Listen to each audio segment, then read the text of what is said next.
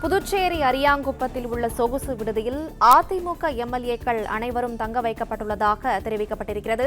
கூடுதல் விவரங்களை செய்தியாளர் ராஜகுமரன் வழங்க கேட்கலாம். ராஜகுமரன், விவரங்களை சொல்லுங்க. தமிழகத்திலே அடுத்ததாக யார் ஆட்சி அமைக்கப் போகின்றார்கள் என்பது ஒரு மிகப்பெரிய பரபரப்பை உண்டாக்கி இருக்கின்றது.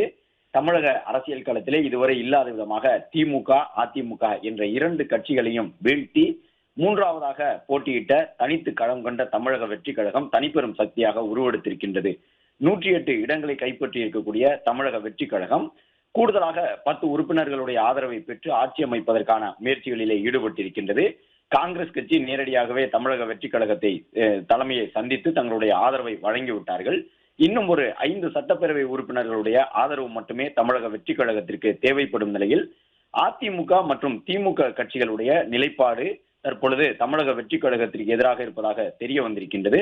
இன்னும் சொல்ல போனால் அதிமுகவில் இருக்கக்கூடிய மூத்த நிர்வாகிகள் ஒரு சிலரே தமிழக வெற்றி கழகத்திற்கு ஆதரவு அளிக்கலாம் என்கின்ற எண்ணத்தோடு இருப்பதாக கூறப்படும் நிலையில்தான் அதிமுகவை சார்ந்த சட்டப்பேரவை உறுப்பினர்கள் அனைவரும் புதுச்சேரி அருகே இருக்கக்கூடிய அரியாங்குப்பம் பகுதியில் இருக்கும் தனியார் நட்சத்திர விடுதி ஒன்றில் தங்க வைக்கப்பட்டுள்ளதாக தகவல் வெளியாகி இருக்கின்றது. ஒரு பக்கம் தாவேகாவினர் தங்களுடைய 100க்கும் மேற்பட்ட சட்டப்பேரவை உறுப்பினர்களை மாமல்லபுரத்தில் தங்க வைத்திருக்கின்றார்கள். அதிமுக சார்பில் சட்டமன்றத்திற்கு தேர்வாகி இருக்கக்கூடிய உறுப்பினர்களும் இப்பொழுது புதுச்சேரியிலே தங்க வைக்கப்பட்டிருக்கின்றார்கள்.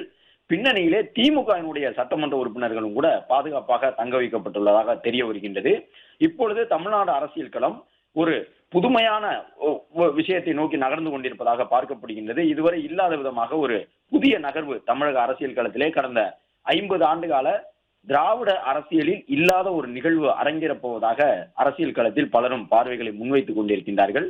ஏனென்றால் தமிழக வெற்றி கழகம் என்கின்ற ஒரு 3வது அணி ஆட்சி அமைப்பதிலே அதிமுக, திமுக இரண்டு கட்சிகளுக்கும் ஒரு எதிர்மறையான பார்வை இருப்பதாகவும், புதியவர்கள் ஆட்சி அமைக்கும் பொழுது அது எந்த அளவு சரியான ஆட்சியாக இருக்கும், மக்கள் நலன் தொடர்பாக அவர்களுடைய தீர்க்கமான அந்த பார்வையை முன்வைக்க முடியுமா என்பது உள்ளிட்ட பல்வேறு கேள்விகள் இரண்டு கட்சிகளுக்கும் இருப்பதாக சொல்லப்படுகின்றது.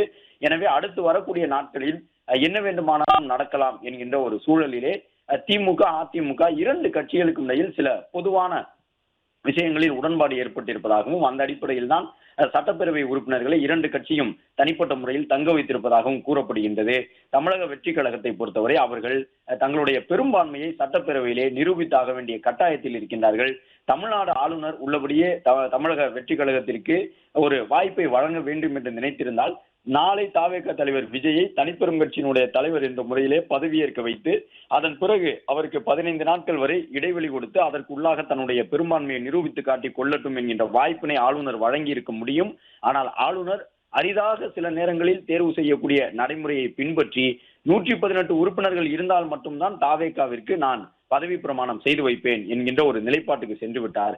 இந்த நிலையில்தான் அதிமுகவினர் இன்று காலை முதல் பல்வேறு இடங்களில் ஒன்று கூடி ஆலோசித்திருந்தார்கள். சென்னைக்குள்ளாக எஸ்பி வேலுமணி, சிவி சண்முகம் உள்ளிட்ட அதிமுகவினுடைய நிர்வாகிகள், KP அன்பழகன் உள்ளிட்டவர்கள், KP முனுசாமி உள்ளிட்டவர்கள் எல்லாம் மாறி மாறி பல்வேறு இடங்களிலே ஆலோசித்திருந்தார்கள். அதன் நிறைவாக இன்று மாலை எடப்பாடி பழனிசாமி தலைமையில் நடைபெற்ற சட்டப்பேரவை உறுப்பினர்களுடைய ஆலோசனை கூட்டத்திலும் அவர்கள் பங்கேற்றார்கள்.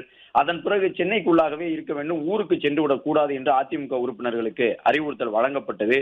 இந்த சூழ்நிலையில் தான் புதுச்சேரி அருகே இருக்கக்கூடிய தனியார் சொகுசு நட்சத்திர விடுதியிலேயே அதிமுகவினுடைய சட்டப்பேரவை உறுப்பினர்கள் தங்க வைக்கப்பட்டிருக்கின்றார்கள். சட்டமன்றத்திற்கு தேர்வாகி இருக்கக்கூடிய அதிமுகவினர், இதே போன்று திமுகவும் தங்களுடைய சட்டப்பேரவைக்கு தேர்வாகி இருக்கக்கூடிய உறுப்பினர்களை கண்காணித்துக் கொண்டிருக்கின்றது.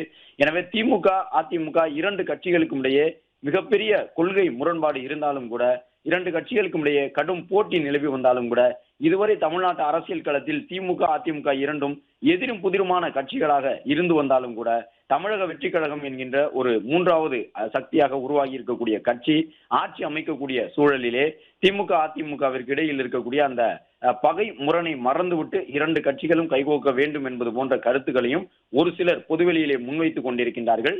கடந்த காலங்களில் திமுக, அதிமுகவில் இருந்தவர்கள் கூட அது போன்ற இணைப்புகளுக்கு பின்புலமாக இருந்து செயல்பட தயாராக இருப்பதாகவெல்லாம் சொல்லப்படுகின்றது. எனவே விஜய் தன்னுடைய பெரும்பான்மையை நிரூபிக்க தவறினால், அவரால் நிரூபிக்க முடியாவிட்டால் அடுத்து என்ன நடக்கும் என்றால், திமுக, அதிமுக இரண்டு கட்சிகளிடமும் இருக்கக்கூடிய உறுப்பினர்கள் எண்ணிக்கையை கூட்டி பார்த்தோம் என்றால் கிட்டத்தட்ட 122 வரும். அதாவது காங்கிரஸை கழித்துவிட்டு திமுக மற்றும் அதன் கூட்டணி கட்சிகள், அதிமுக மற்றும் அதனுடைய கூட்டணி கட்சிகள் என்று கணக்கிட்டு பார்க்கும் பொழுது 122 இடங்கள் வரை வரும். எனவே தமிழக வெற்றி கழகம் ஆட்சி அமைக்காமல் தடுப்பதற்காக திமுக அதிமுக இடையே ஒரு ஒருங்கிணைப்பு ஏற்படுவதற்கான வாய்ப்பு இருக்கின்றதா? அதிகாரத்தை பரவலாக்கி கொண்டு பிரித்து கொண்டு இரண்டு கட்சியினுடைய மூத்த நிர்வாகிகளும் இணைந்து பேசி அது போன்ற ஒரு நிலைப்பாட்டுக்கு செல்வார்களா?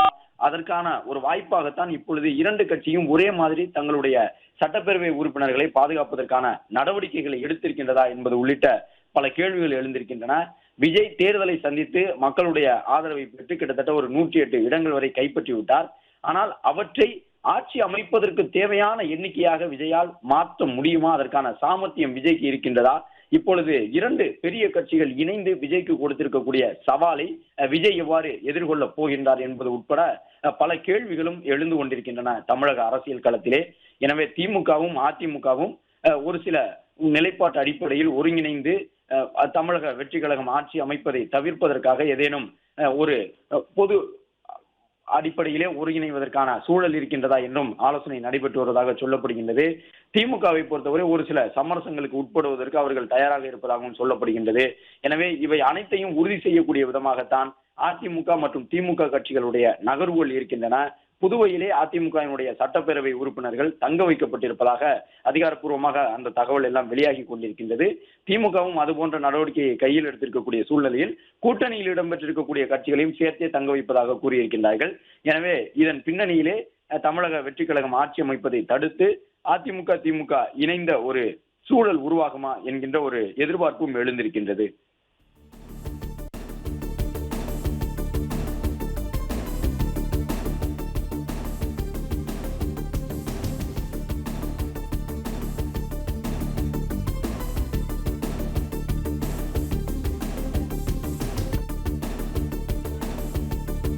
பிளே ஸ்டோர் மற்றும் ஆப் ஸ்டோரில் இருந்து பாலிமர் செயலியை QR கோடு மூலம் பதிவிறக்கம் செய்யுங்கள்.